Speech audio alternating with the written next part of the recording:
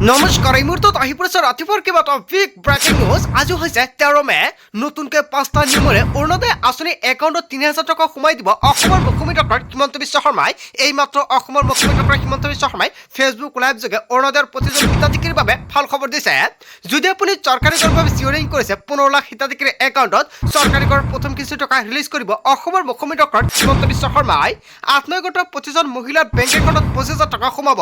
যদি আপুনি 10,000 টকাৰ চেক পাইছে তেন্তে অতি শীঘ্ৰে এই তিনিটা গুৰুত্বপূৰ্ণ কাম কৰক। ৰেচন কাৰ্ড থাকিলে জনতাই লাভ কৰিব 5টা নতুন সামগ্ৰী। ৰেচন কাৰ্ড থাকিলে টকাও পাব। PM কিষাণৰ প্ৰতিজন হিতাধিকাৰী বেংক একাউণ্টত 2,000 টকা সোমাই দিব চৰকাৰে।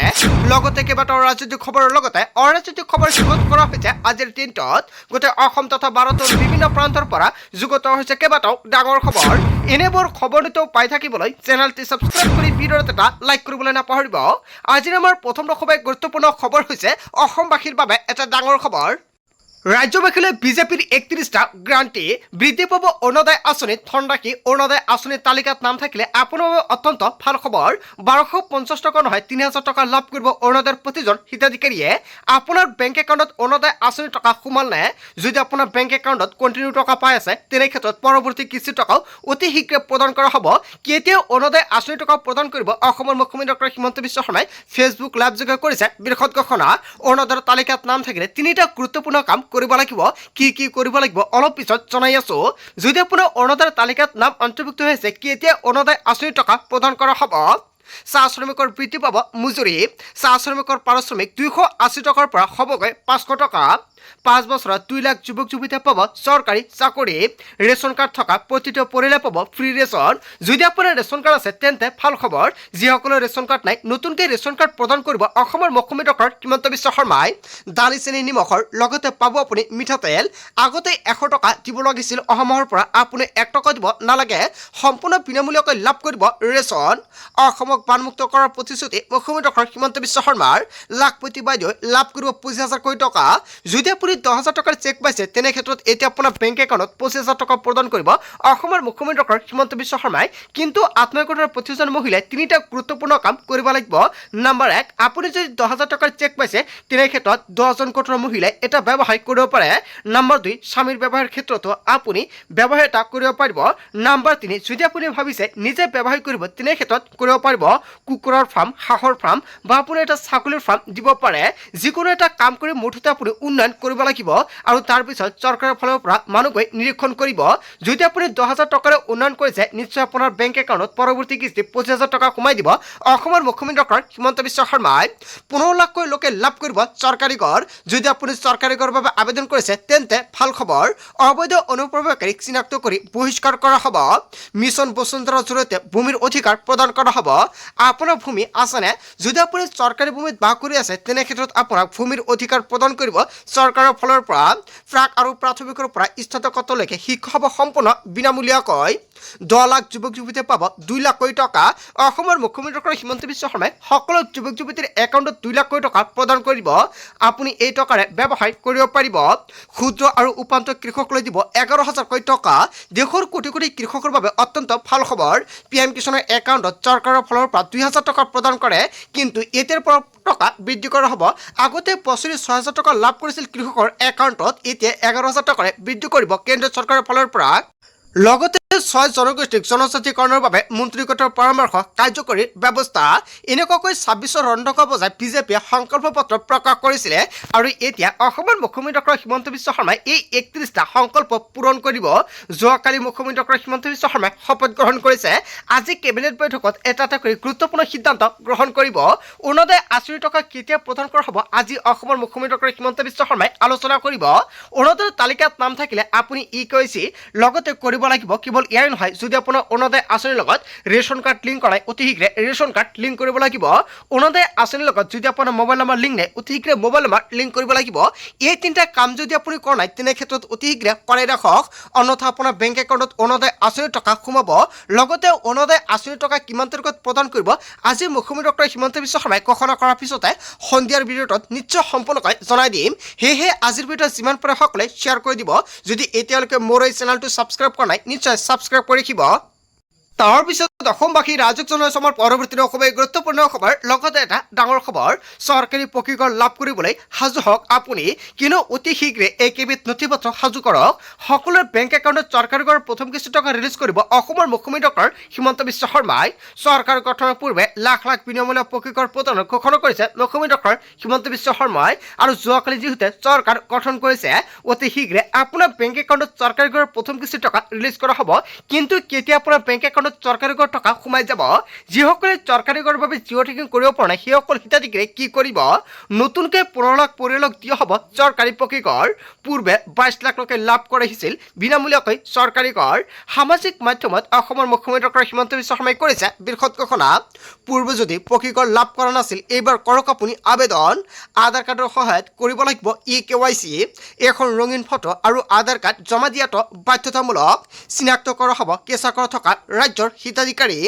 পৰিয়ালৰ সকলো সদস্যৰ থাকিব লাগিব আধাৰ কাৰ্ড এতিয়াৰ পৰা নতুন নিয়মেৰে আপোনালোকে লাভ কৰিব চৰকাৰী ঘৰ আগতে যিজন ব্যক্তিয়ে চৰকাৰী ঘৰ আবেদন কৰিছিল সেইজন ব্যক্তিৰ আধাৰ কাৰ্ড লাগিছিল এতিয়া ঘৰতে যিকেইজন সদস্য আছে সকলোকেইজন সদস্যৰ আধাৰ কাৰ্ড প্ৰয়োজন হ'ব হিতাধিকাৰী থাকিব লাগিব এটা বেংক একাউণ্ট প্ৰয়োজন হ'ব MGNREGA জব কাৰ্ড আপোনাৰ জব কাৰ্ড আছেনে যদি আপোনাৰ জব কাৰ্ড নাই ৰেচন কাৰ্ড আছে অতি শীঘ্ৰে এটা জব কাৰ্ড বনাই লৈ লওক কিন্তু জব কাৰ্ড নোহোৱাকৈ আপুনি চৰকাৰী ঘৰ নাপাব জব কাৰ্ডৰ লগত আধাৰ কাৰ্ড আৰু বেংক একাউণ্ট লিংক থকাটো বাধ্যতামূলক দুচকীয়া বাহন থাকিলেও পাব আপুনি চৰকাৰী ঘৰ মহিলাৰ উপাৰ্জন মাহিলী উপাৰ্জন 15,000 টকা হ'লে পাব আপুনি চৰকাৰী ঘৰ 5 একৰ মাটি থাকিলেও পাব আপুনি বিনামূলীয়াকৈ চৰকাৰী ঘৰক লৈ অসমৰ মুখ্যমন্ত্ৰী ডক্টৰ হিমন্ত বিশ্ব শৰ্মাই কৰিছে বৃহৎ ঘোষণা যিসকলে চৰকাৰী ঘৰ পোৱা নাই কেনেকৈ আবেদন কৰিব নিশ্চয় অসমৰ মুখ্যমন্ত্ৰী ডক্টৰ হিমন্ত বিশ্ব শৰ্মাই কেবিনেট বৈঠকত সম্পূৰ্ণকৈ ঘোষণা কৰিব আৰু কি নথিপত্ৰ লাগিব নিশ্চয় জানিলে আজিৰ ভিডিঅ' যিমান পাৰে সকলোৱে শ্বেয়াৰ কৰি দিব তাৰ পিছত অসমবাসী ৰাইজক জনাই অসমৰ পৰৱৰ্তী খুবেই গুৰুত্বপূৰ্ণ খবৰ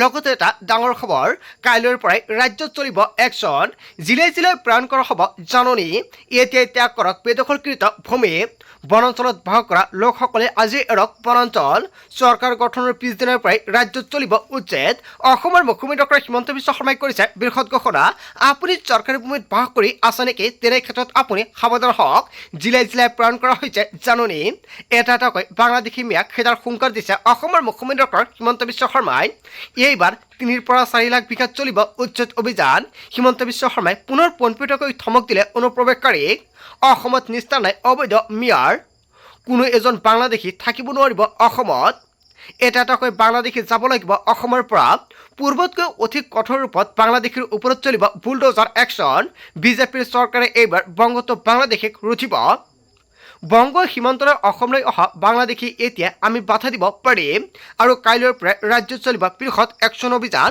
অসমৰ মুখ্যমন্ত্ৰী ডক্টৰ হিমন্ত বিশ্ব শৰ্মাই উচ্ছেদক লৈ কৰিছে বৃহৎ ঘোষণা তাৰ পিছত অসমবাসী ৰাইজক জনাই অসমৰ পৰৱৰ্তী খুবেই গুৰুত্বপূৰ্ণ খবৰ লগতে এটা ডাঙৰ খবৰ আৰম্ভ হ'ল মুছলমানৰ বিৰুদ্ধে অভিযান বিজেপি চৰকাৰ গঠনৰ পাছতে লাউডস্পীকাৰ আৰু নামাজক লৈ কঠোৰ নিৰ্দেশনা ৰাজপথত আদায় কৰিব নোৱাৰিব নামাজ প্ৰচণ্ড শব্দত লাউডস্পীকাৰত দিব নোৱাৰিব আজান পশ্চিমবংগত সলনি হৈছে বহু পূৰ্বৰ নিয়ম মুখ্যমন্ত্ৰী শুভেন্দু অধিকাৰীয়ে মুছলমানৰ বিৰুদ্ধে আৰম্ভ কৰিলে একশ্যন ধৰ্মীয় স্থানৰ বাহিৰতে কোনেও কৰিব নোৱাৰিব দোৱা আৰু প্ৰাৰ্থনা জ্যেষ্ঠ বিষয়ৰ সৈতে বৈঠকৰ অন্তত এই নিৰ্দেশনা জাৰি কৰিছে শুভেন্দুৱে আৰু এই ঘটনাত আৰক্ষীক কঠোৰভাৱে দৃষ্টি ৰাখিবলৈ নিৰ্দেশনা জাৰি কৰিছে সকলোৰে বাবে আইন সমান বুলি মন্তব্য কৰিছে শুভেন্দু দোৱা আৰু প্ৰাৰ্থনা ব্যক্তিগত বিষয় ৰাজহুৱা স্থানত আনক অশান্তি কৰিব নোৱাৰে লাউডস্পীকাৰত অতি কম স্বৰতে দিব পাৰিব আজান আৰম্ভ হ'ল মুছলমানৰ বিৰুদ্ধে অভিযান হয় এনেকুৱাকৈ কেইবাটা বৃহৎ মন্তব্য কৰিছে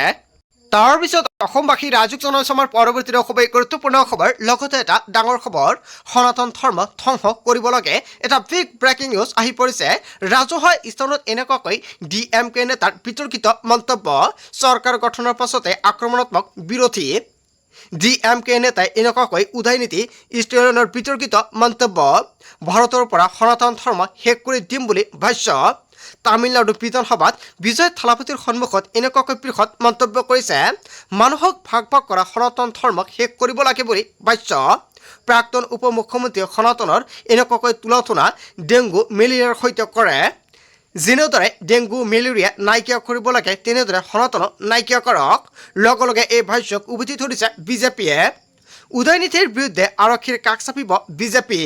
তামিলনাডুত পৰাজয়ৰ পিছতে সনাতন বিৰোধী চাঞ্চল্যকৰ ভাষ্য উদয়নিধিৰ। সনাতন ধৰ্ম ধ্বংস কৰিব লাগিব বুলি মন্তব্য কৰিছে। ৰাজহুৱা স্থানত DMK নেতাৰ বিতৰ্কিত মন্তব্য হয় এটা বিগ ব্ৰেকিং নিউজ আহি পৰিছে। আচলতে ইয়াৰ বিষয়ত জনতাই কি ক'ব, যদি জনতাৰ কিবা মন্তব্য কৰিব লগা থাকে আপোনালোকৰ মন্তব্যটো নিশ্চয় কমেণ্ট বক্সত জনাই দিব।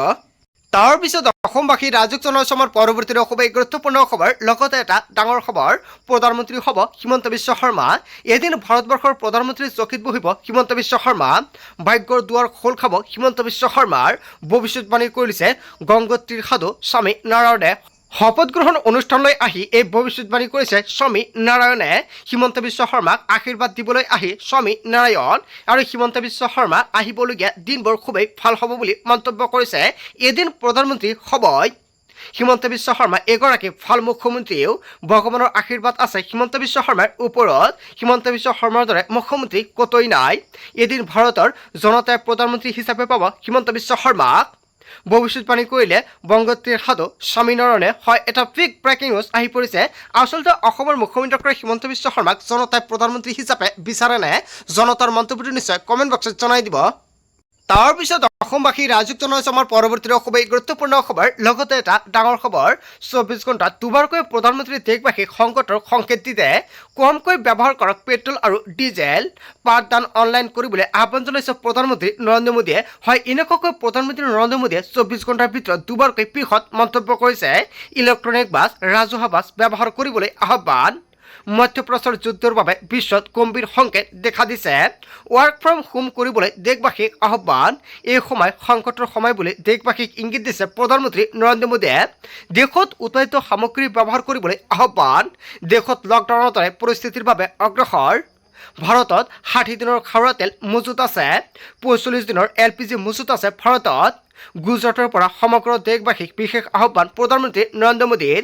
24 ঘণ্টাত দুবাৰকৈ প্ৰধানমন্ত্ৰী নৰেন্দ্ৰ মোদীৰ সংকটৰ সংকেত দিছে। বন্ধু বান্ধৱীসকল, গোটেই অসম তথা ভাৰতৰ বিভিন্ন প্ৰান্তৰ পৰা যুগুত হৈছে কেইবাটাও ডাঙৰ খবৰ। এনেবোৰ খবৰ নিতৌ পাই থাকিবলৈ চেনেলটি ছাবস্ক্ৰাইব কৰি ভিডিঅ'ত এটা লাইক কৰিবলৈ নাপাহৰিব। So thank you for watching full video.